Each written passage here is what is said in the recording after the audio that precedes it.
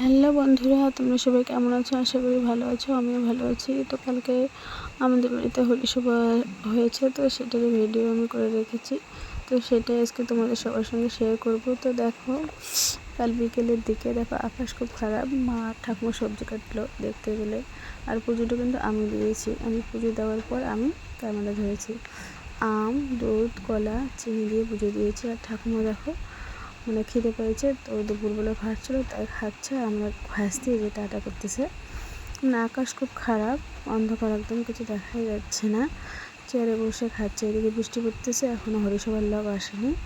তো মা এই যে দেখো ঠাকুমাকে একটু সবজি দিতেছে। মা খেতে দিয়েছে ঠাকুমাকে। তারপর দেখো হরিসভার লোক এসে গেছে।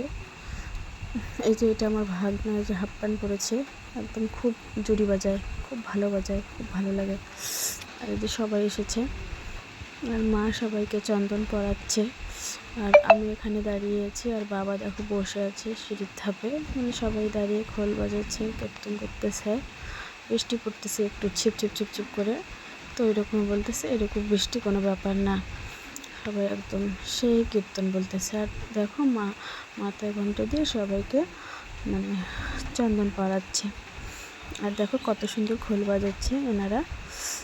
আর মা আমাদের দিকে কিন্তু আসছে, আমাকে দিয়ে দেবে চন্দন মনে হচ্ছে, দেখি কী হয়। তো হ্যাঁ, মা দেখো আমাকে চন্দন পরিয়ে দিচ্ছে কত সুন্দর করে। তো দেখো, আর এদিকে সবাই জমিয়ে কীর্তন করতেছে।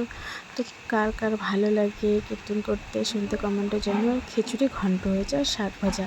আর আজকে কিন্তু রসা হয়নি বন্ধুরা, আমার অষ্টমঙ্গলা ভাঙলাম, পূজা যে হলো তারই। তো টাটা বন্ধুরা, ভালো থেকো।